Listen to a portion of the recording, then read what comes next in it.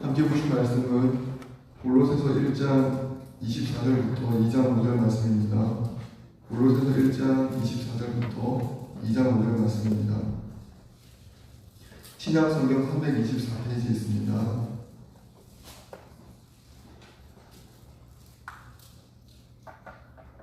제가 읽겠습니다. 나는 이제 너희를 위하여 받는 괴로움을 기뻐하고 그리스도의 남은 고난을 그의 몸된 교회를 위하여 내 육체에 채우노라. 내가 교회에 일꾼된 것은 하나님이 너희를 위하여 내게 주신 직분을 따라 하나님의 말씀을 이루려 함이니라. 이 비밀은 만세와 만대로부터 감추어졌던 것인데 이제는 그의 성도들에게 나타났고 하나님이 그들로 하여금 이 비밀의 영광이 이방인 가운데 얼마나 풍성한지를 알게 하려 하심이라. 이 비밀은 너희 안에 계신 그리스도시니 곧 영광의 소망이니라. 우리가 그를 전파하여 각 사람을 권하고 모든 지혜로 각 사람을 가르침은 각 사람을 그리스도 안에서 완전한 자로 세우려 함이니 이를 위하여 나도 내 속에서 능력으로 역사하신 이의 역사를 따라 힘을 다하여 수고하노라. 내가 너희와 라오디게아에 있는 자들과 물은 내 육신의 얼굴을 보지 못한 자들을 위하여 얼마나 힘쓰는지를 너희가 알기를 원하노니 이는 그들로 마음의 위안을 갖고 사랑 안에서 연합하여 확실한 이해의 모든 풍성함과 하나님의 비밀인 그리스도를 깨닫게 하려 함이니 그 안에는 지혜와 지식의 모든 공화가 감추어져 있느니라. 내가 이것을 말하면 아무도 교묘한 말로 너희를 속이지 못하게 하려 함이니 이는 내가 육신으로는 떠나 있으나 심령으로는 너희와 함께 있어 너희가 질서 있게 행한가 그리스도를 믿는 너희 믿음이 굳건한 것을 기쁘게 봄이라. 아멘. 저는 오늘 모든 세상의 소망 예수 그리스도라는 제목으로 말씀 전하도록 하겠습니다. 사도 바울은 골로새서 1장 24절에서 골로새 교회 성도들을 위하여 받는 괴로움을 기뻐한다고 말하고 있습니다. 24절에 나는 이제 너희를 위하여 받는 괴로움을 기뻐하고 그리스도의 남은 고난을 그의 몸된 교회를 위하여 내 육체에 채워넣으라고 말하고 있습니다. 그 고통에 참여하는 것이 그리고 그 고통에 참여하여 그리스도의 남은 고난을 자신의 육체에 채우는 것이 매우 기쁘고 영광스럽다는 것을 바울은 알고 있었습니다. 그래서 기쁨으로 참여한다고 말하고 있습니다. 사랑하는 성도 여러분, 여러분께서는 고통스러운 일에 기쁨으로 참여해 보신 적이 있으십니까? 바울은 담대하게 말합니다. 괴로움을 기뻐하고 그 괴로운 일에 기쁨으로 참여한다고 얘기합니다. 사람들은 보통 일반적으로 고통을 싫어하고 편안하고 안락한 것을 좋아합니다. 이게 사람의 인지상정이고 일반적인 마음입니다. 이 사람의 일반적인 정서와 마음을 거슬러서 바울은 분명하게 고백합니다. 나는 그리스도의 남은 고난을 내 육체에 채우는데 너희를 위하여 채우는 이 일을 기뻐한다고 얘기합니다. 너희를 위하여 받는 괴로움을 기뻐한다고 얘기합니다. 어떻게 이렇게 말할 수 있을까요? 바울은 왜 골로새 교회 성도들을 위하여 받는 괴로움을 기뻐한다고 말할 수 있을까요? 그것은 바울의 마음 가운데, 바울의 심중에 예수 그리스도를 위하여 받는 괴로움, 그것이 얼마나 복된 일인지 알고 있었고 예수 그리스도를 전하는 기쁨이 얼마나 큰 일인지, 그리고 예수 그리스도를 사람들에게 온 세상에 전하는 일이 얼마나 영광스럽고 가치 있는 일인지 알고 있었기 때문입니다. 우리가 예수 그리스도에 관한 소식, 예수 그리스도의 죽으심과 이 땅에서의 공생의 기간의 사역과 그의 부활과 그의 승천에 관한 모든 말씀을 우리는 복음이라고 합니다. 예수께서 선포하신 말씀도 복음이고 예수가 공생의 가운데 하신 모든 일들도 우리는 복음이라고 합니다. 우리말 복음은 헬라어 유앙겔리온을 번역한 말입니다. 영어로 굿뉴스이고 가스펠이라는 말을 번역한 말인데 원래 헬라어 유앙겔리온은 원래 헬라어에 있던 단어였습니다. 그러니까 신약 기자들이 예수님의 제자들 사도들이 예수님에 관한 말씀, 예수님이 이 땅에 와서 선포한 말씀을 번역할 단어를 찾다가 원래 기존에 있던 유앙겔리온이라는 단어를 그대로 사용해서 사용했습니다. 이 유앙겔리온이라는 단어의 원래 뜻은 가장 유명한 용례가 기원전 5세기 그리스 마라톤 전투에서 아테네를 중심으로 한 고대 그리스 세력과 페르시아 사이에 전쟁이 일어났습니다. 당연히 페르시아가 승리할 것이라고 모두를 생각했는데 그 전투에서 아테네를 중심으로 한 고대 그리스 도시 국가들이 승리하였습니다. 이때 이 승리의 소식을 기다리고 있는 고대 그리스 도시들에게 전하기 위해서 함병사가 뛰어가는데 그 거리가 한 36km, 7km 정도 되었습니다. 거기에다가 나중에 6km를 더해서 42.19km가 마라톤이 되었는데요. 이때 전하는 소식을 일컫는 단어가 뭐냐면 유앙겔리온입니다. 보통 유앙겔리온이라는 말은 압박에서 벗어나거나 큰 승리의 기쁨, 보통 우리나라로 치면 일제치하에 있던 우리나라가 일제치하에서 벗어나 자유를 얻게 되는 정도의 소식이 유앙겔리온입니다. 근데 이러한 유앙겔리온은 반드시 전하는 사람이 있어야 합니다.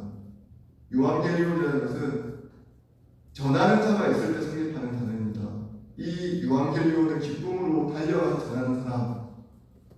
그래서 신약 성경의 기자들이 이 헬라어로 복음서를 기록할 때 가장 예수님의 복음에 합당한, 예수님의 복음을 표현하기에 가장 합당한 단어를 고르고 골랐는데 그 고르고 고른 단어가 바로 유앙겔리온입니다. 가장 기쁘고 온 세상의 승리의 소식이면서 진정한 기쁨과 승리의 영광스러운 소식, 그 승리의 영광스러운 소식을 표현할 헬라어 단어로 유앙겔리온이라는 단어를 선택했습니다. 사도 바울은 이 유앙겔리온 복음의 의미를 잘 알고 있었습니다. 마치 마라톤 전투에 승리했을 때 그 승리의 소식을 전하는 병사의 마음처럼 그 병사의 마음보다 더 기쁘고 가슴 벅찬 마음으로 복음을 전하고 있습니다. 이 복음을 전하는 가운데 겪는 어떤 어려움도 어떤 고난도 영광으로 받아들이고 기쁨으로 감당할 수 있었습니다. 단순히 이 땅에서의 전쟁에서의 승리 정도의 기쁜 소식이 아니라 인류에게서 유일한 소망이며 죄와 사망의 권세에서 벗어나 하나님의 자녀가 되는 그와 같은 기쁨고 영광스러운 소식을 전하는 일이기 때문에 바울은 기쁨으로 육신의 고통을 감당하고 성도를 위하여 받는 고통을 기뻐한다고 이야기하고 있습니다. 우리 1장 26절 27절 한번 같이 읽어보겠습니다. 1장 26절 27절입니다. 이 비밀은 만세와 만대로부터 감추어졌던 것인데 이제는 그의 성도들에게 나타났고 하나님이 그들로 하여금 이 비밀의 영광이 이방인 가운데 얼마나 풍성한지를 알게 하려 하십니다. 이 비밀은 너희 안에 계신 그리스도시니 곧 영광의 소망입니다. 아멘. 바울이 지금 온 세상에 감추어졌던, 역사 가운데 감추어졌던 비밀스러운 소식을 자신이 전하고 이 소식을 전하는 데 있어서 받는 어떤 고난과 어려움도 기쁨으로 감당하겠다고 얘기합니다. 그 비밀이 무엇이냐면 역사 가운데 감추어져 있다가 만대와 만세로부터 감추어져 있던 것인데 하나님께서 기쁘게 우리에게 보여주신 그 영광스러운 소식, 영광스러운 비밀이 무엇이냐면 바로 예수 그리스도이십니다. 예수님 본인이, 예수님 자체가 이 땅 가운데 하나님의 영광스러운 비밀을 보여주시는 분이셨고 예수님 입에서 선포되는 말씀이 영광스러운 복음의 비밀이었고 예수님의 생애가 그의 죽음과 그의 부활과 승천 모두가 영광스러운 비밀이었습니다. 예수 그리스도께서는 하나님의 비밀이시며 이 땅 가운데 주시는, 인류 가운데 주시는 유일한 소망입니다. 그리고 이 땅 가운데 가장 영광스럽고 이 땅 가운데 가장 큰 영광을 받으시는 분입니다. 사랑하는 성도 여러분, 여러분께서는 예수님께서 언제 가장 큰 영광을 받으셨다고 생각하십니까? 예수님께서 제자들에게 계속해서 말씀하신 부분이 있습니다. 인자가 영광을 받을 때가 올 것이다. 사람들이 생각할 때 영광은 왕이 되거나 권력을 얻거나 이름을 날리는 것이었습니다. 네, 예수님에게 있어서 영광은 그와 같은 것이 아니라 예수님은 십자가의 죽음을 인자의 영광이라고 이야기했습니다. 자신의 삶을 통하여 하나님의 뜻을 온전히 이루는, 가장 극명하게 하나님의 뜻을 이루는 극치에 이르는 그 순간, 바로 십자가 죽음이었습니다. 이 땅 가운데 하나님의 말씀을 이루는 것, 25절에 나타난 것이, 내가 교회에 이름된 것은 하나님이 너희를 위하여 내게 주신 직분을 따라 하나님의 말씀을 이루려 합니다. 예수 그리스도의 영광이 무엇이냐면, 하나님의 뜻을, 하나님의 말씀을 이 땅 가운데 온전히 이루었다는 데서 예수님의 영광이 나타납니다. 그리고 그 영광이 가장 찬란하게 빛난 곳이, 사람들이 고통의 장소라고 생각하고 사람들이 가장 어려운 장소라고 생각하는 그 십자가의 장소가, 십자가 죽음의 장소가 하나님의 뜻이 온전하게 이루어져서 하나님의 영광을 이 땅 가운데 가장 찬란히 빛난 장소였습니다. 사랑하는 성도 여러분, 우리에게도 마찬가지입니다.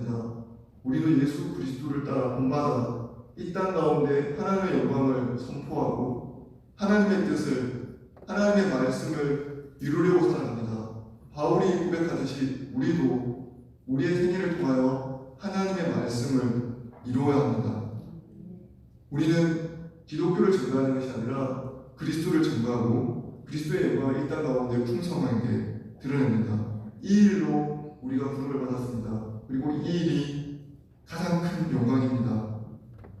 하나님의 뜻, 내 삶 가운데서 하나님의 뜻을 이룰 때 바로 그 순간에 우리의 삶이 온 세상 앞에 가장 찬란하게 영광스럽게 빛납니다.